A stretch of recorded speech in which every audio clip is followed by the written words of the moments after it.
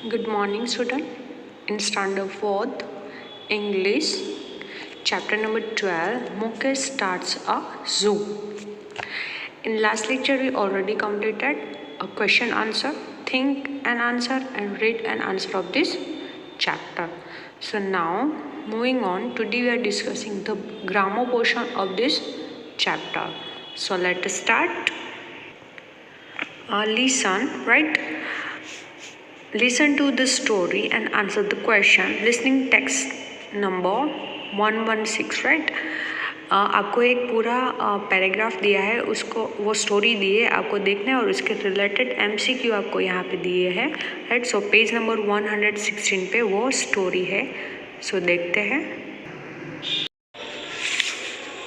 Once a famine broke out in the country, right? One time क्या हुआ कि जो कंट्री है उसमें फैमिन मतलब एक अकाल आ गया, ठीक है. Every day the children of the city flocked to a rich man's house to get loaves of bread. और फिर क्या होगा कि डेली वहाँ के जो चिल्ड्रन होते हैं सिटी के वो फ्लॉक्ड मतलब जमा हो जाते हैं कहाँ पे? रिच मैन के घर के सामने. क्यों? ब्रेड और रोटी लेने के लिए, ठीक है. As soon as the servant brought out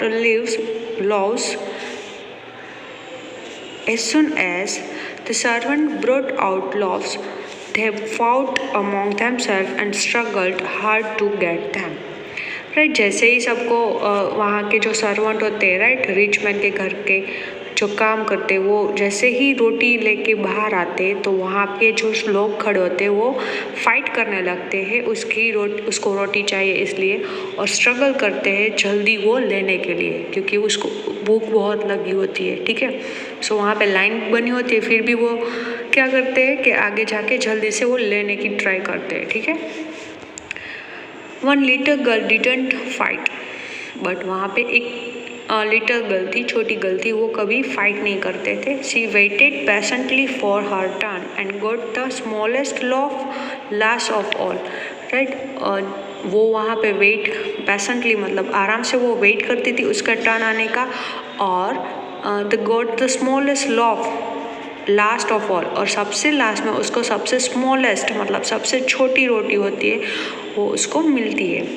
one day as usual she brought the smallest laugh, और एक दिन क्या हुआ कि एज यूजल मतलब जैसे उसको मिलती है वैसे सबसे छोटी रोटी उसको मिली. When she cut it she found a gold coin in it. जैसे ही वो गर्ल थी उसने ये कट किया तो उसमें से उसको क्या मिला? गोल्ड कॉइन मिला. She went back at once to return the gold coin, और उसने क्या किया कि वो जो गोल्ड कॉइन है वो उसको वो रिच मैन के पास ले गए बिकॉज वो वापस उसको देना चाहते थे. The rich man was placed at her honesty. तो वो गर्ल थी वो रिच मैन के पास गए और उसने बोला कि ये जो रोटी आपने मुझे दी थी उसमें से अब मुझे क्या मिला है? गोल्ड कॉइन मिला है जो आपका है. और ये सुन के जो ये हॉनेस्टी उसकी जो ईमानदारी उससे उसने बोला कि ये रोटी में से गोल्ड कॉइन मिला है, वो देख के वो सुन के रिच मैन बहुत ही खुश हुए. He gave her not only that gold coin but one more gold coin as a reward.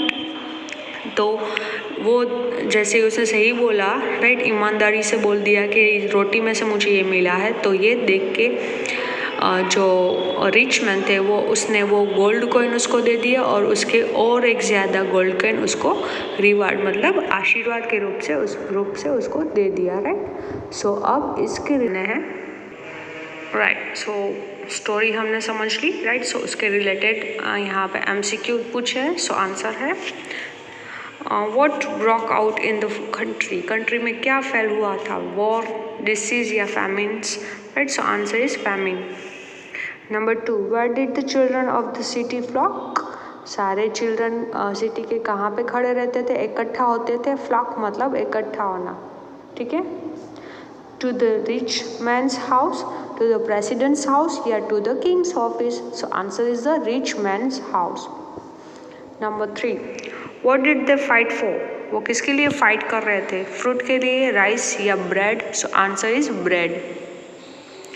Number 4, who did not fight, कौन फाइट नहीं कर रहे थे?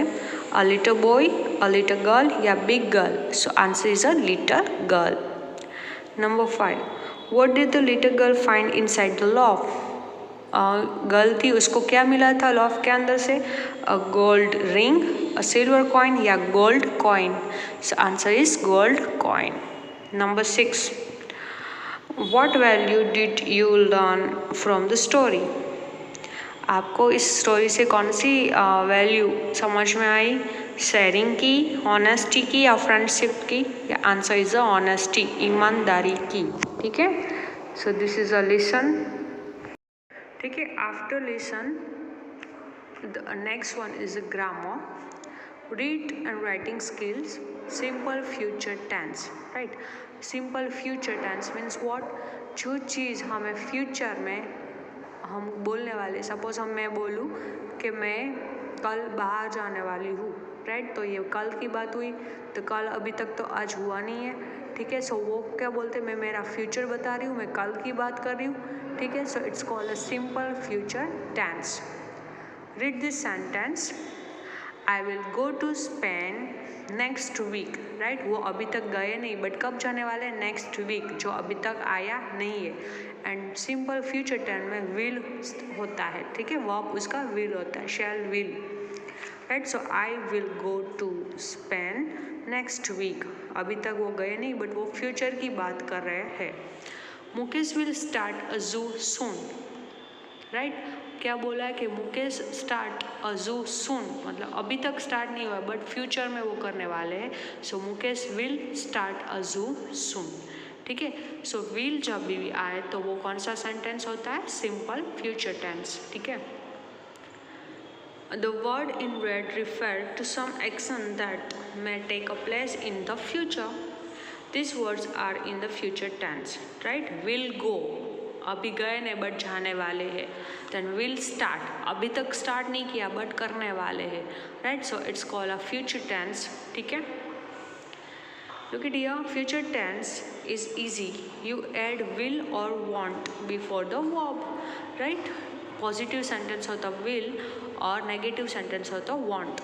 राइट, तो फ्यूचर टेंस जब भी आप करो, राइट, सिंपल फ्यूचर टेंस, तो उसमें कौन सा वर्ब आएगा? Will and want before the verb. So here are some exercise. Look at number 1. Write 4 future tense sentence using the table given below. Right?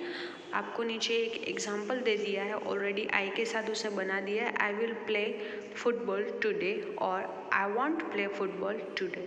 सो बाकी के 4 का आपको टेबल्स में से सेंटेंस बनाने हैं. So you want go to the market next week.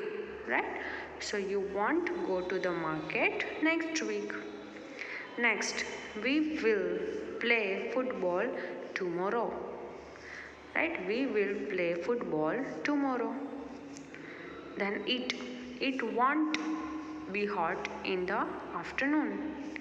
It won't be hot in the afternoon. And last, she will give me money in 2 days. She will give me money in 2 days.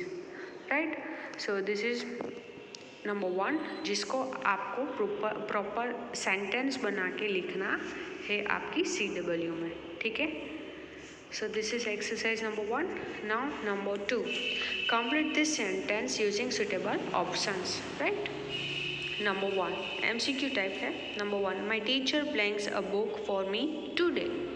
Here today है. ठीक है, so will brought, will buy, will buying. So answer is will buy. So my teacher will buy a book for me today. Number 2, I belongs to school tomorrow. Right, tomorrow है. ठीक है, so will come, will came या will comes. So answer is will come. I will come to school tomorrow. कल मैं आऊँगा. Number 3, we blanks for a picnic on Sunday. अभी तक Sunday नहीं है, संडे आने वाले हैं. So will went, will going या will go. So answer is we will go for a picnic on Sunday. Right, now number C, Write the correct form of verbs given in the bracket to form simple future tense. Right, आपको bracket में word दिया है, उसका आपको simple future tense में उसका verb proper लिखना है. Right, so my mother's birthday is tomorrow. Right, so अभी तक मामा का बर्थडे आज नहीं है बट कब है, कल है. So it's a simple future tense. We blanks a party in the evening. Bracket में आया है हैव. सो कल की बात हो रही है, सो वी विल हैव. ठीक है, will plus have, proper now will and have लगाना है. My brother blanks the party, sorry, my brother blanks the birthday song on his cashew and I blanks. Right, so play है तो क्या आएगा, my brother will play the birthday song his cashew and I, और bracket में सिंग है, so I will sing. ठीक है. My father blanks dance. So my father will dance because this is a simple future tense. After the celebration we blanks and have a delicious meals that my sister blank. Right, so seat.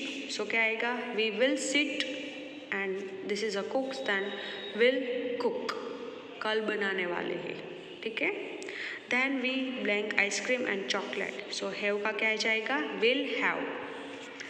We blanks, यहाँ पे आपको not tell दिया है. ठीक है, so won't tell mother about it as we want it to be a surprise for her. वो हमारी मम्मा को हम बताने नहीं वाले क्योंकि ये सब उसके लिए सरप्राइज है. यहाँ पे नॉट टेल दिया है इसलिए वॉन्ट टेल आएगा.